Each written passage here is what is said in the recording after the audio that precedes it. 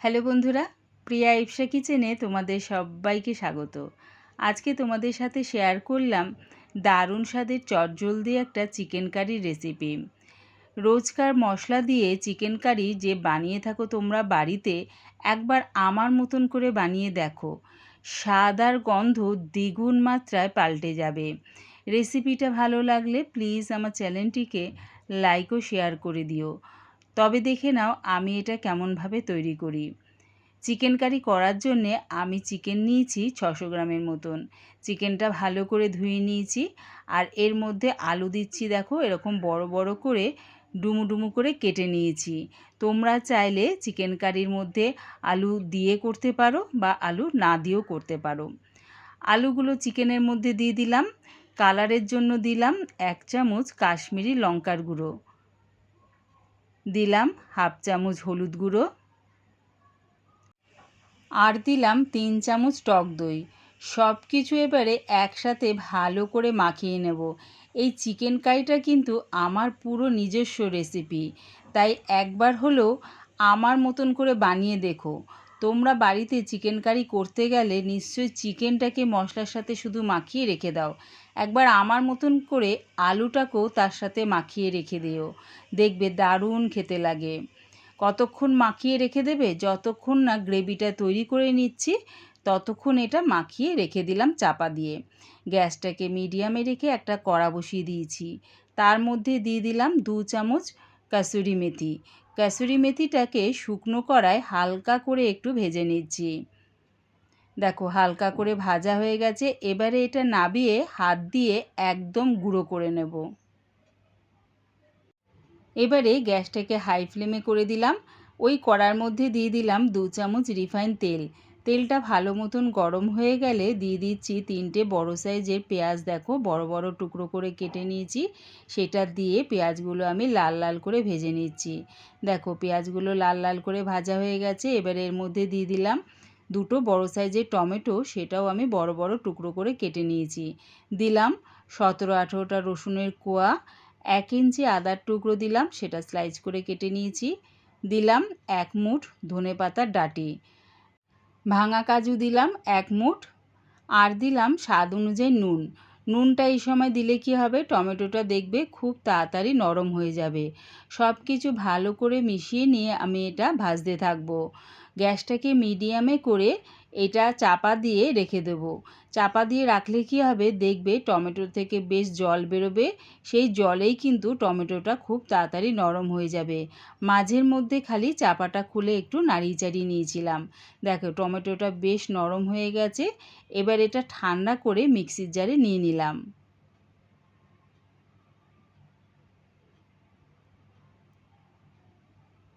কোনো রকম জল না দিয়ে এটার একটা মিহি পেস্ট বানিয়ে নিয়েছি।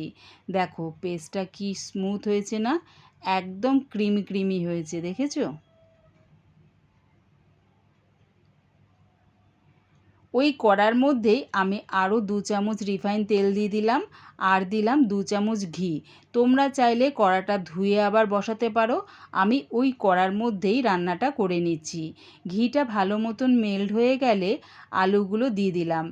আলুগুলো আমি বেশ লাল লাল করে ভেজে নামিয়ে নেব। দেখো আলুগুলো বেশ লাল লাল করে ভাজা হয়ে গেছে। এবার এগুলো নামিয়ে নিলাম।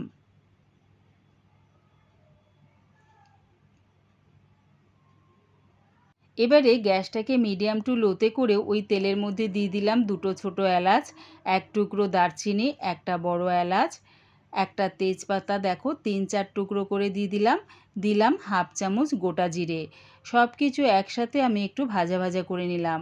যখন দেখবে ফোড়নের থেকে সুন্দর একটা গন্ধ বেরোচ্ছে, তখন দিয়ে দিলাম ম্যারিনেট করা চিকেনটা। এই সময় আমি গ্যাসটাকে হাই ফ্লেমে করে দিলাম। চিকেনটাকে ভালো করে তেলের সাথে নাড়িয়ে চাড়িয়ে নিলাম। প্রায় 2 মিনিটের মতন তেলের সাথে নাড়িয়ে চাড়িয়ে একটু ভাজা ভাজা করে নিলাম চিকেনটা। তারপরে দিয়ে দিলাম যে মশলাটা আমি বানিয়ে রেখেছিলাম, সেটা দিয়ে দিলাম। সেটা চিকেনের সাথে দিয়ে 2 মিনিট ধরে কষিয়ে নিলাম। মশলাটা যেহেতু আমার ভাজা আছে, তাই বেশি একটা কষাতে লাগবে না। 2 মিনিট ধরে একটু চিকেনের সাথে নাড়িয়ে চাড়িয়ে দিয়ে দিলাম 1/2 চামচ জিরের গুঁড়ো, 1 চামচ ধনের গুঁড়ো, ঝালের জন্য দিলাম 1 চামচ লঙ্কার গুঁড়ো, 1/2 চামচ হলুদ গুঁড়ো, আর দিলাম স্বাদ অনুযায়ী নুন। নুনটা কিন্তু বুঝেই ব্যবহার করো, গ্রেভিটা রেডি করার সময় সেই সময়ও কিন্তু আমি নুন দিয়েছিলাম। সব কিছু ভালো করে মিশিয়ে নিয়ে 2 মিনিট ধরে কষিয়ে নিলাম। যে বাটির মধ্যে চিকেনটা মাখিয়ে রেখে দিয়েছিলাম সেই বাটির মধ্যে একটু জল দিয়ে চিকেনের মধ্যে দিয়ে দিলাম মশলা ধোয়া জলটা। মশলা ধোয়া জলটা দিয়ে চিকেনের সাথে ভালো করে মাখিয়ে নিয়ে দিয়ে দিলাম এবারে আলুর টুকরোগুলো। আলুর টুকরোগুলো দিয়ে গ্যাসটাকে লোতে রেখে চাপা দিয়ে এটা হতে দিলাম। মাঝের মধ্যে খালি চাপাটা খুলে একটু নাড়িয়ে চাড়িয়ে নেব। এর মধ্যে আলাদা করে আর কোনো রকম জল ব্যবহার করব না। চিকেনের থেকে যে জলটা বেরোবে সেই জলেই দেখবে চিকেনটা আর আলুটা খুব সুন্দরভাবে সেদ্ধ হয়ে যাবে। মাঝের মধ্যে খালি চাপাটা খুলে একটু নাড়িয়ে চাড়িয়ে নেব। দেখো চিকেনের থেকে কিন্তু বেশ খানিকটা জল বেরিয়েছে। চাপা খুলে মাঝে সাঝে এই কারণে নাড়িয়ে নেব, নাহলে কিন্তু নিচে লেগে যাবার সম্ভাবনা থাকে। কিছুক্ষণ পর চাপাটা খুলে দেখে নিচ্ছি আলুটা সেদ্ধ হয়েছে কিনা। দেখো আলুটা কিন্তু খুব সুন্দরভাবে সেদ্ধ হয়ে গেছে। গ্রেভিটা বাড়ানোর জন্য আমি এর মধ্যে 1 কাপ দিয়ে দিলাম উষ্ণ গরম জল, আর দিলাম যে কাসুরি মেথিটা ভেজে রেখেছিলাম সেটা দিয়ে দিলাম। দিলাম 1/2 চামচ গরম মশলা গুঁড়ো। সব কিছু ভালো করে মিশিয়ে নিয়ে আরও 1 মিনিটের মতন ফুটিয়ে নেব। তোমরা যদি একটু কষা কষা খেতে চাও তাহলে এর মধ্যে আর কোনো রকম জল ব্যবহার করো না। আর যদি জল ব্যবহার করতে চাও তাহলে কিন্তু গরম জল ব্যবহার করো। আমি যেহেতু গ্রেভিটা একটু বাড়াতে চেয়েছিলাম তাই 1 কাপ গরম জল ব্যবহার করেছিলাম। রেডি হয়ে গেছে আমার দারুণ স্বাদের চিকেন কারি রেসিপি। আমার এই চিকেন কারি রেসিপিটা পুরো দেখার জন্যে প্রিয়া ইপসা কিচেনের থেকে তোমাদের সবাইকে অনেক ভালোবাসা রইল। দেখো চিকেন কারিটা কি ক্রিমি হয়েছে না। একবার যদি এই চিকেন কারির গন্ধটা তোমাদের শুকাতে পারতাম। একবার আমার মতন করে বানিয়ে দেখো, কেমন হয়েছে কমেন্টের মাধ্যমে জানিও। এটা তোমরা রুটি, পরোটা এমনকি নানের সাথেও খেতে পারো।